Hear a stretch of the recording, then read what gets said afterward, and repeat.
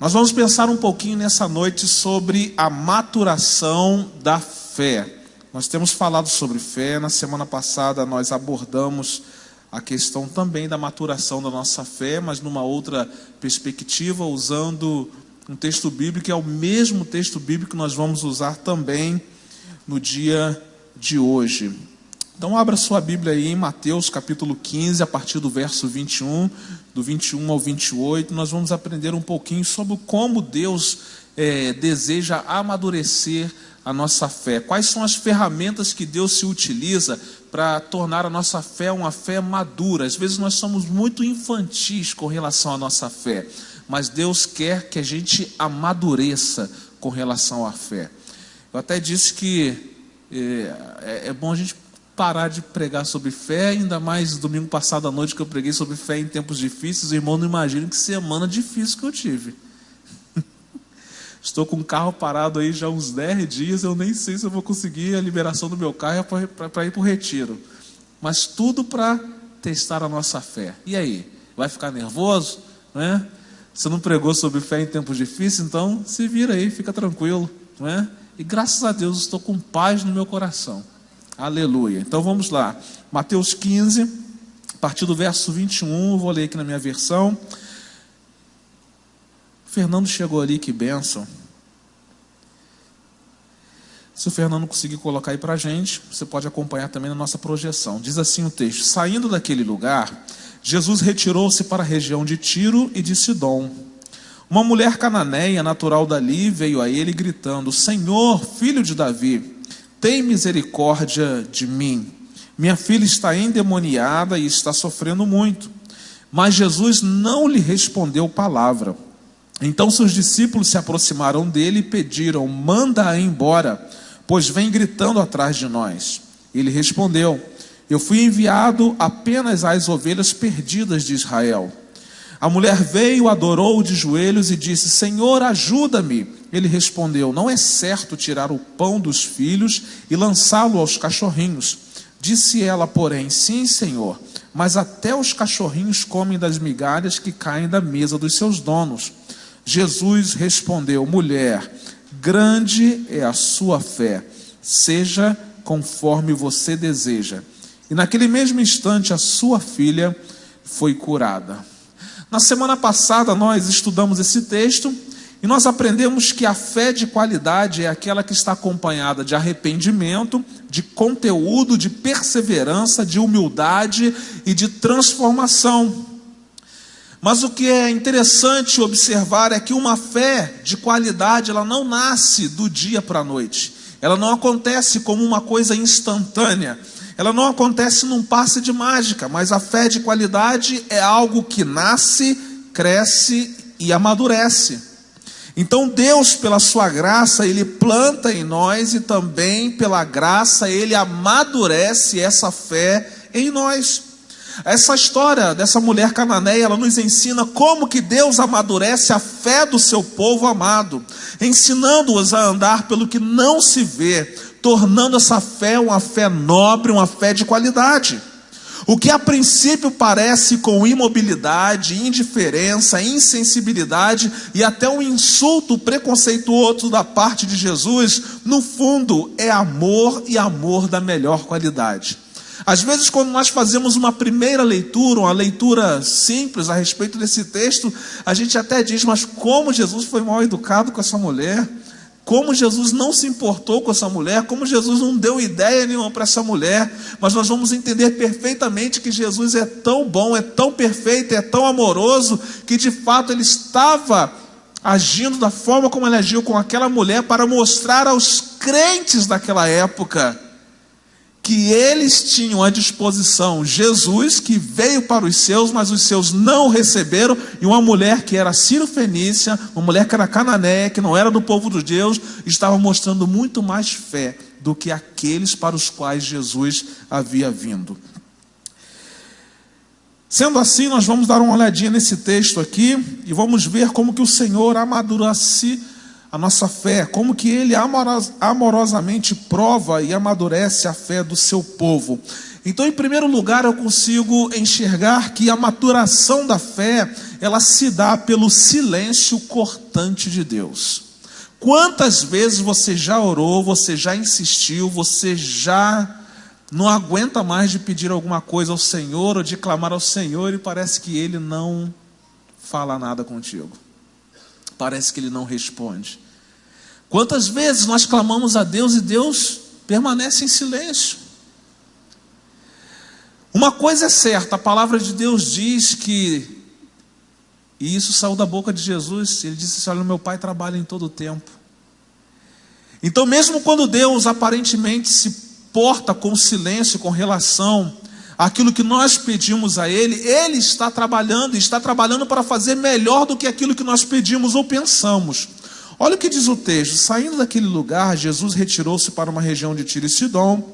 Uma mulher cananeia, natural dali, veio a ele gritando: Senhor, filho de Davi, tem misericórdia de mim. Minha filha está endemoniada, está sofrendo muito. Mas Jesus não lhe respondeu palavra.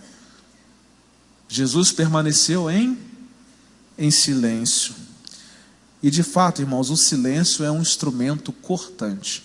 Quer matar uma mulher, ela chegar em casa, ela falar um monte de coisa para o marido e o marido não dizer nada para ela. E aí, o que você pensa em relação a isso tudo? Não, você já falou tudo, né? É tudo conforme você já falou. Ou ele balança a cabeça, ou ele é monossilábico, né? E aí, concorda? O que você acha? Não, tudo ok.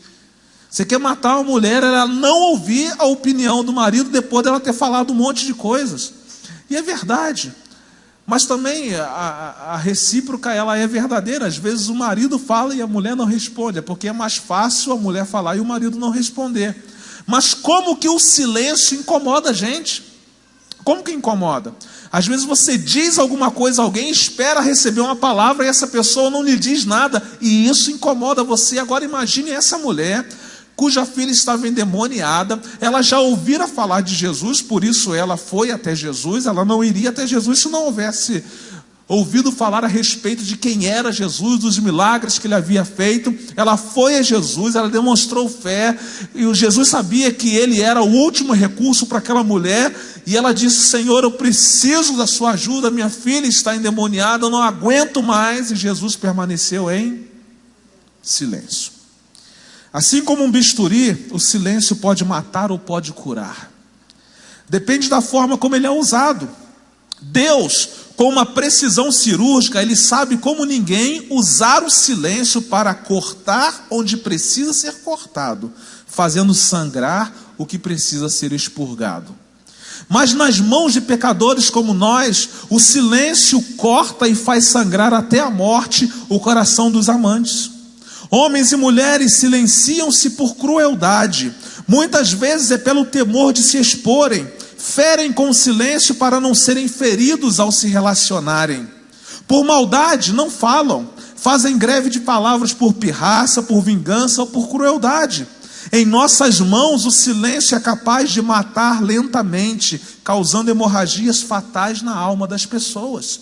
Quem corta com o silêncio também morre, assim como a abelha morre ao deixar em nós o ferrão.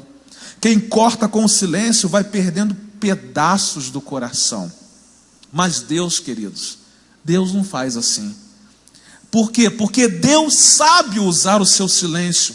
O silêncio de Deus nunca é um silêncio por vingança, não é sinal de crueldade, não é fruto de pirraça.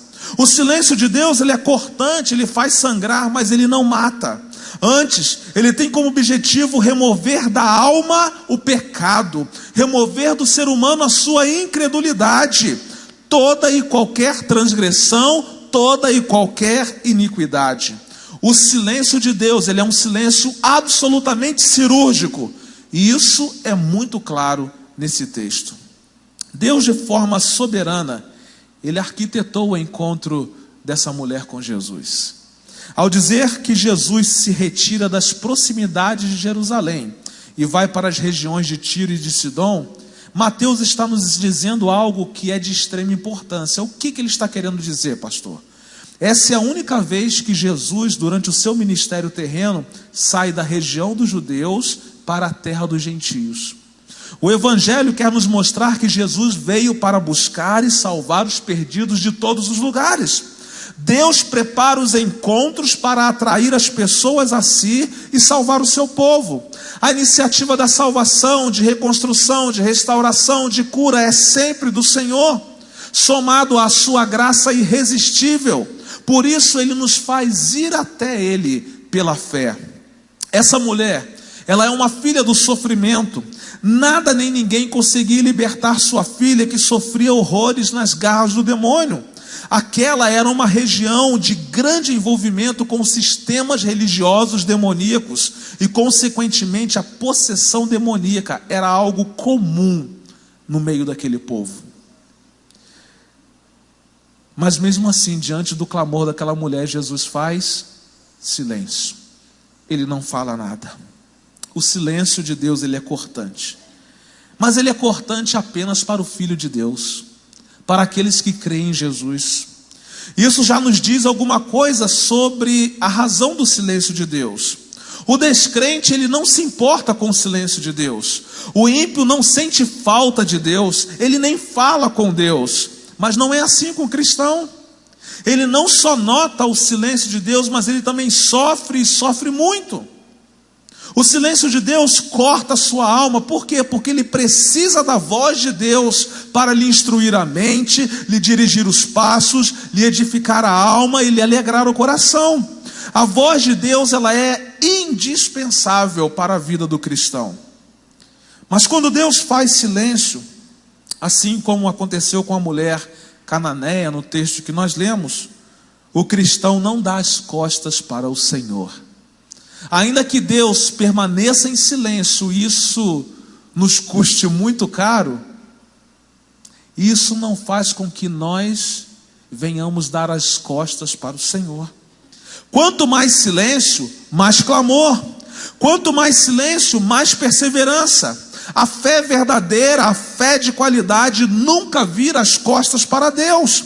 Diante do silêncio do céu, a fé clama por mais e mais comunhão. O cristão verdadeiro, ele prefere uma palavra de disciplina a um segundo de silêncio do Pai. Ele não suporta não ouvir a voz do seu Senhor. A fé de qualidade, ela é amadurecida pelo silêncio de Deus. Talvez Deus esteja em silêncio diante do seu clamor.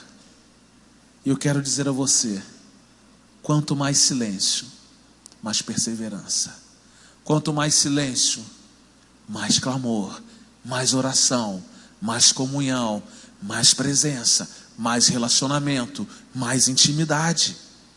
O silêncio de Deus, ele nos corta, nos faz sangrar de toda a nossa autossuficiência, de todo orgulho, de toda vaidade, de toda distração e carnalidade. Toda a esperança vã e passageira, toda a ilusão mundana, até que sobre no coração da gente apenas a fome de Deus. Muitas vezes Deus usa o seu silêncio para nos fazer entender o quanto nós somos dependentes dele. Ele se cala e deixa a gente seguir a vida. E a gente chega a um ponto de dizer o seguinte: eu dependo realmente do Senhor. O silêncio de Deus, para quem dele já provou, só acentua o desejo por mais de Deus. Então, meu querido, use o silêncio de Deus a seu favor e não contra você. O silêncio de Deus é algo que amadurece a nossa fé. Deixamos de ser meninos na fé para amadurecer.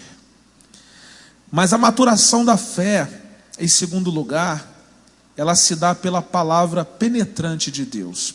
Não somente pelo silêncio, mas pela palavra que sai da boca de Deus. E Jesus é Deus. Olha o que diz o texto: mas Jesus não lhe respondeu palavra. Foi naquele primeiro momento. E os seus discípulos também eram gente muito boa, gente com coração assim muito legal. E eles se aproximaram dele e pediram: manda essa mulher embora, Senhor. Ela vem gritando atrás de nós, perturbando, é um incômodo para a gente. E Jesus respondeu. Agora ele liberou uma palavra: eu fui enviado apenas às ovelhas perdidas de Israel. Mas que sujeito duro.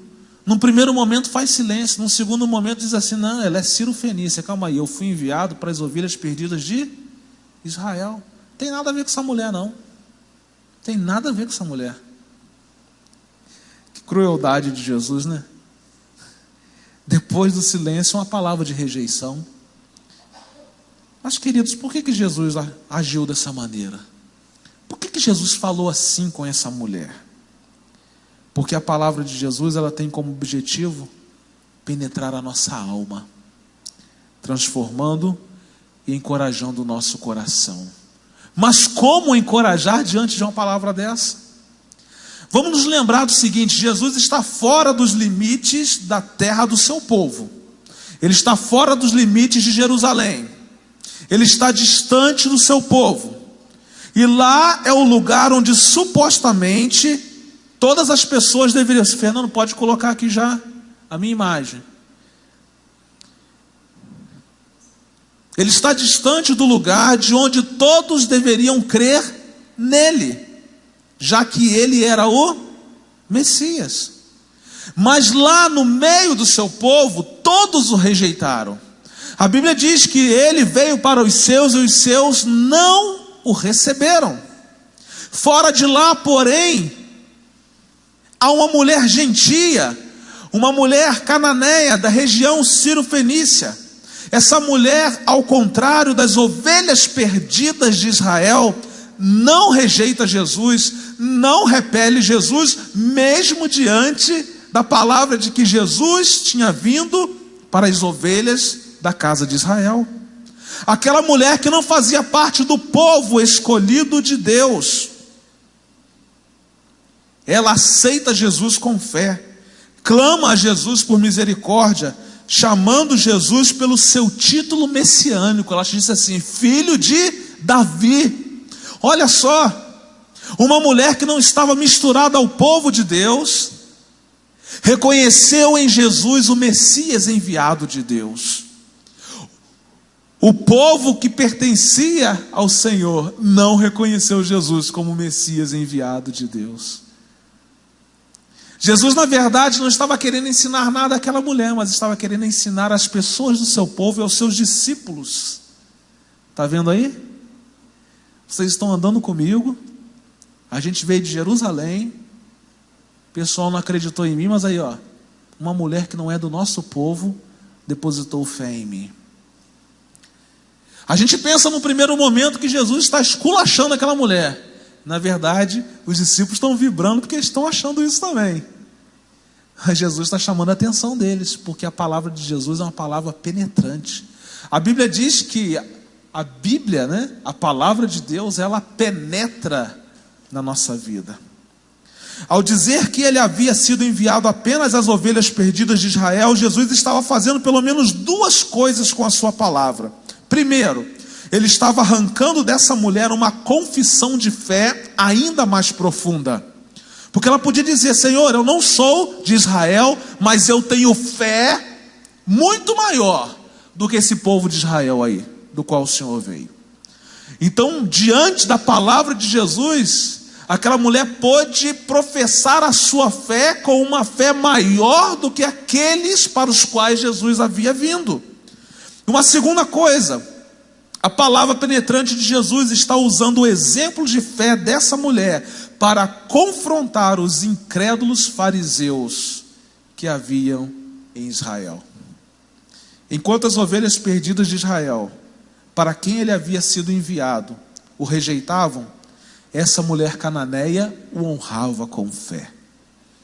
Mais tarde, toda vez que essa mulher se lembrasse do dia da sua conversão, ela seria encorajada pela forma como Jesus confrontou os incrédulos, honrando a sua fé. Ela ia se lembrar: naquele dia Jesus me honrou, naquele dia o Senhor me honrou, por isso eu me sinto encorajada a continuar a minha caminhada de fé.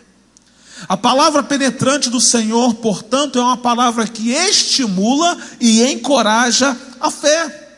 Percebam o seguinte: nós precisamos, enquanto pessoas que creem em Jesus, que depositam a fé em Jesus, entender que nesse contexto de fé, muitas vezes o Senhor vai fazer silêncio, mas também outras vezes Ele vai lançar sobre nós uma palavra que precisa penetrar no nosso coração.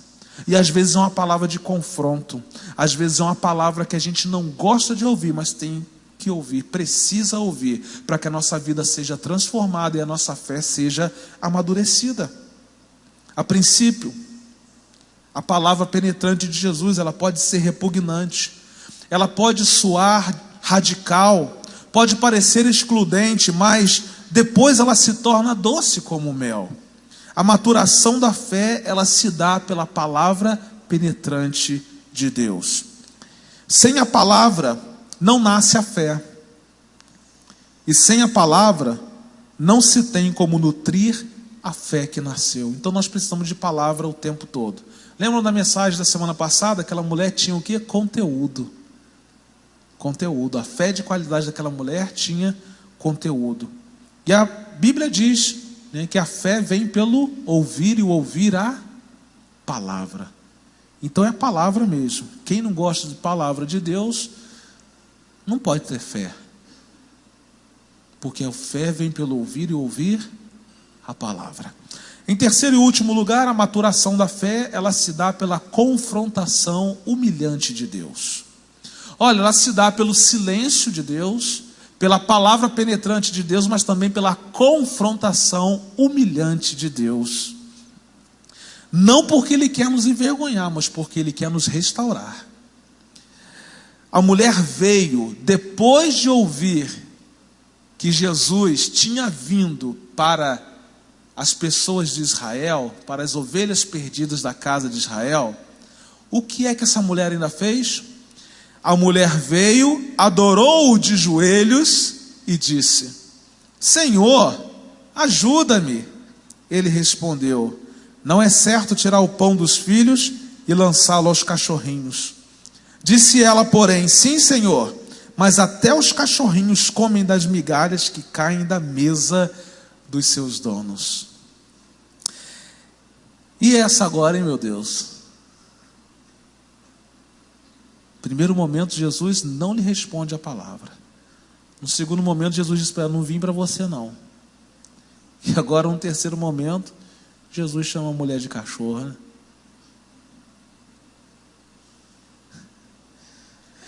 Quanto mais ele fala, meu irmão, o negócio vai ficando pior.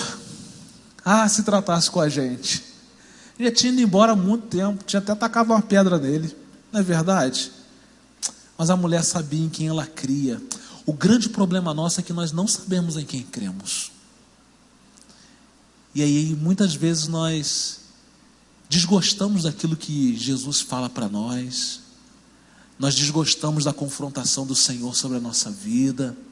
Ficamos aborrecidos e chateados com Ele, porque não sabemos em quem cremos. Porque se soubéssemos de fato em quem cremos, se o conhecêssemos de verdade, nós também estaríamos dispostos a comer as migalhas que caem das mesas.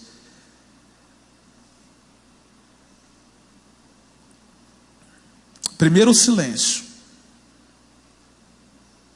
Mas ele mostrou o quanto faz falta a voz de Deus. Depois a palavra penetrante, que estimulou e encorajou a fé. Por fim, essa humilhação. Afinal, gente, ninguém merece ser chamado de cão.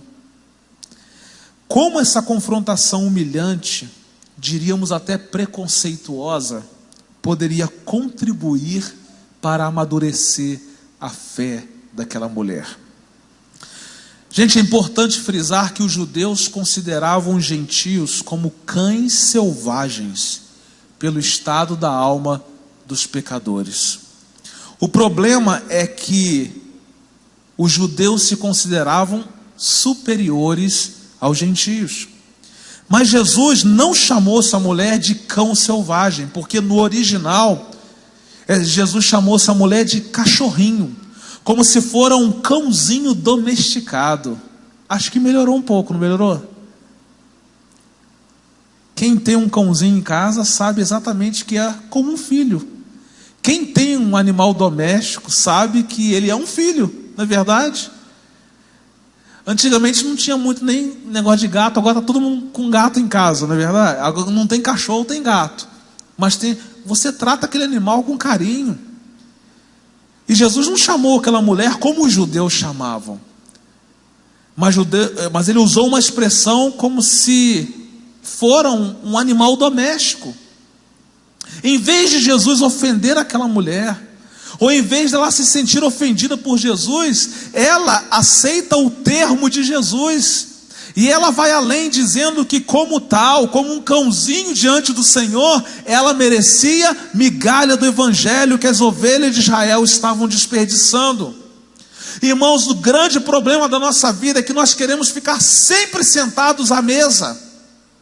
Sempre sentados à mesa. Achamos que a medida e a maturação da nossa fé se relacionam diretamente com o fato de estarmos sempre com a mesa farta. Mas muitas vezes Jesus vai dizer assim: olha, meu filho, se você comesse pelo menos das migalhas que eu tenho para te dar. Claro que Jesus não é um Jesus de migalhas, né? Não é Deus de escassez. Mas simbolicamente ele diria a nós: se vocês pelo menos aproveitassem as migalhas que caem das mesas das pessoas às quais eu ministro, vocês já estariam plenamente satisfeitos. A fé de vocês já teria amadurecido há muito tempo. Olha que coisa. Essa mulher, ela reconhece a profundidade da impureza do seu coração. Por isso que ela aceita o fato de ser chamada de um cãozinho doméstico pelo Senhor. Ela sabe que seu coração é sujo, por isso não merece estar à mesa de um Deus santo e puro. Mas quando ela admite ser suja e pecadora, o Senhor a purifica e a coloca na mesa. Veja como é lindo esse quadro.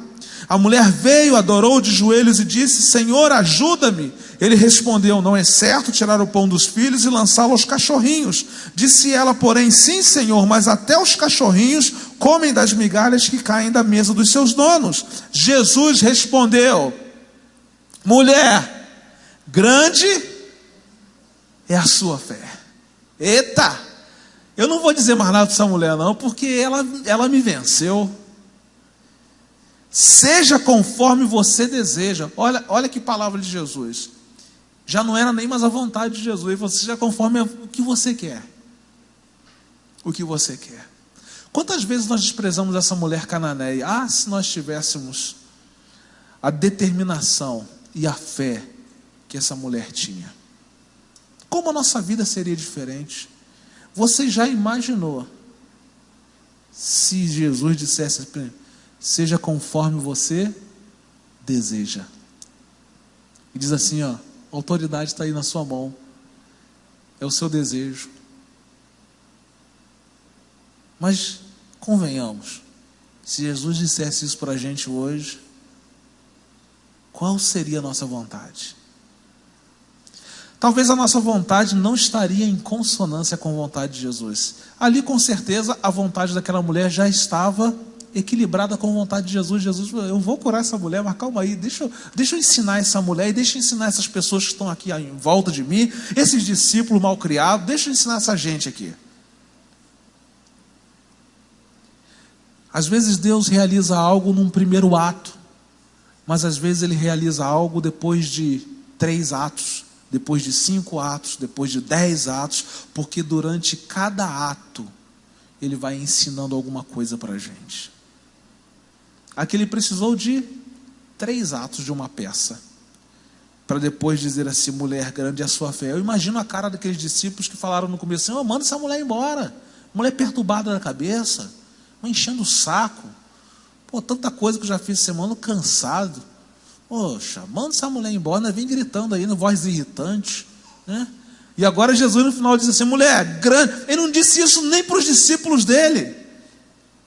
Grande é a sua fé, seja conforme você deseja. Se em algum momento Deus confrontar você, se em algum momento Jesus confrontar com você, confrontar a sua vida, e você se sentir humilhado diante da confrontação de Jesus, espere só um pouquinho, porque no tempo certo Ele vai honrar você.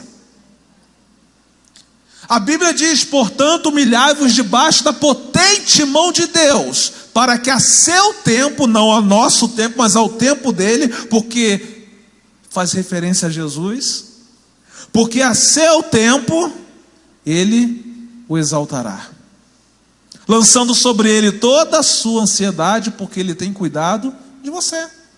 A gente gosta de usar só a segunda parte, lançando sobre ele toda a nossa ansiedade, porque ele tem que cuidar de nós. Mas a primeira parte é mais importante, que é estar debaixo da potente mão de Deus. E quando nós estamos debaixo da potente mão de Deus, em algumas vezes nós somos humilhados, somos considerados como cachorrinhos que comem de migalhas. Mas ao final de tudo, Deus vai dizer assim: meu filho, grande é a sua fé, que seja conforme você deseja, que seja conforme o desejo do seu coração. Sabe por quê? Deus quer amadurecer a nossa fé, para que ao final de tudo Ele possa dizer a mim e a você: meu filho, pede o que você quer que eu vou te dar, que seja do jeito que você quer, que seja do jeito que você deseja. Mas as coisas não têm acontecido por quê? Porque nós somos meninos na fé, vivemos só de domingos, vivemos só de mensagens, vivemos só de atividades especiais de fim de semana. Não temos um relacionamento íntimo com o Senhor. Não estamos dispostos a pagar o preço de falar sobre fé e sofrer diante disso. Eu sei o que aconteceu comigo essa semana. A cada vento contrário eu falei: não, calma aí. Ué, não estou pregando sobre isso? Tem que viver. Não estou preocupado se eu vou de ônibus amanhã, se eu vou de carro para o retiro, se eu vou até a pé. Mas que eu vou chegar lá, eu vou. E o diabo não vai tirar a minha paz. Porque maior é aquele que está em mim do que aquele que está no mundo. A única coisa que a gente precisa estar é à disposição de Deus. Porque Ele nos ensina através do seu silêncio. O silêncio de Deus é cortante. Tem dias que Ele não responde. Essa semana Ele não me responde, Ele está em silêncio. Falei: Senhor, por quê? Todo mundo coloca um carro para botar GNV e não dá problema. O meu eu coloco, está 10 dias lá e não resolve.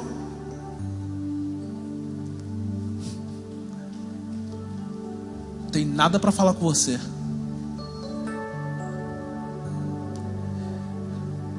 Mas tá bom, Senhor. O Senhor é um Deus maravilhoso.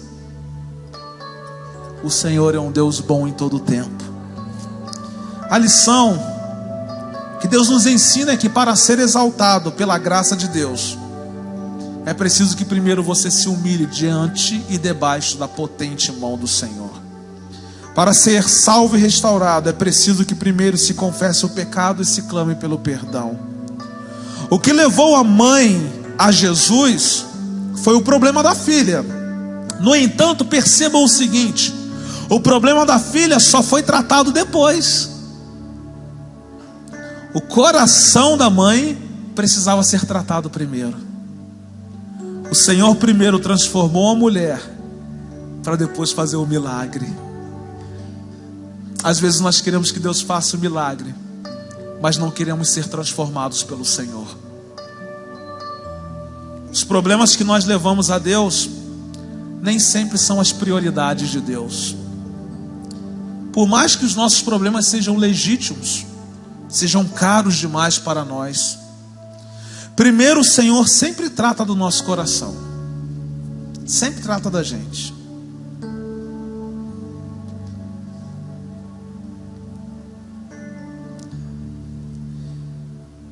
Há problemas que nós levamos a Deus, nossos filhos, cônjuge, parentes, amigos, igreja. Mas entenda uma coisa: talvez esses problemas só serão tratados na medida em que nós formos pessoalmente sendo transformados pelo Senhor. Às vezes nós pedimos algo a Deus por alguém, e Deus, antes de fazer alguma coisa por esse alguém, Ele faz primeiro na gente.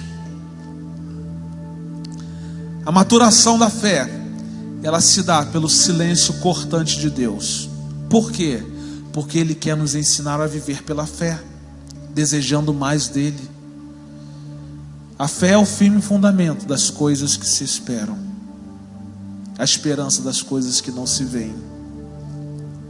Mas a maturação da fé se dá pela palavra penetrante de Deus, estimulando e encorajando a nossa fé. A maturação da fé se dá pela confrontação humilhante de Deus, exaltando com graça a nossa fé. A palavra que Deus libera sobre a nossa vida hoje é a seguinte: tenha fé, viva pela fé e deixe Deus amadurecer a sua fé. Deus não quer ver o seu povo transitando com fé de criança.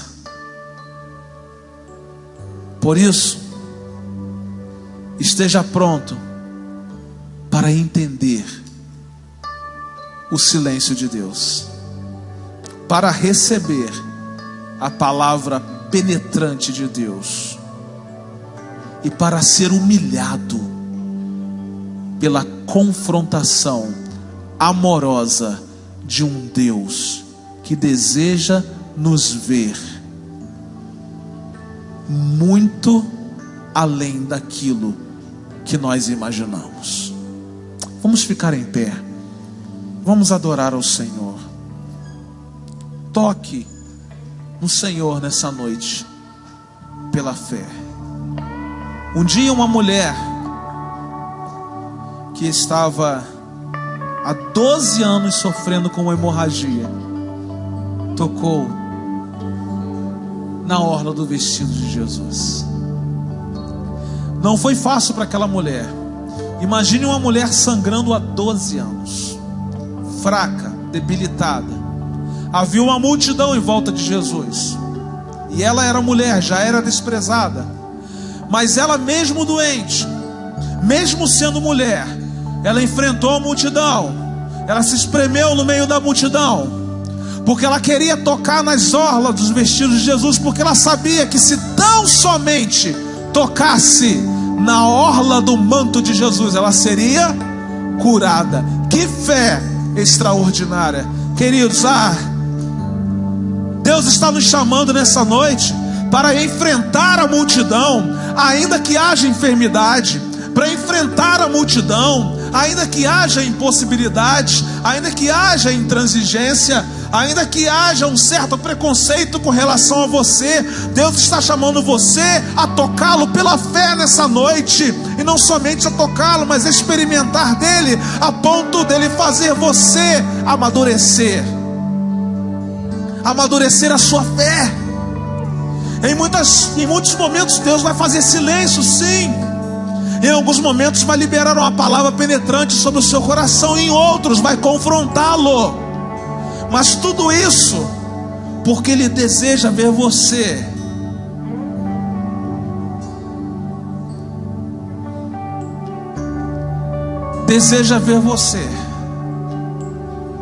chegar à estatura de varão perfeito.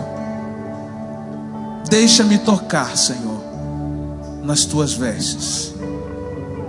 É o desejo do meu coração. Vamos adorar ao Senhor.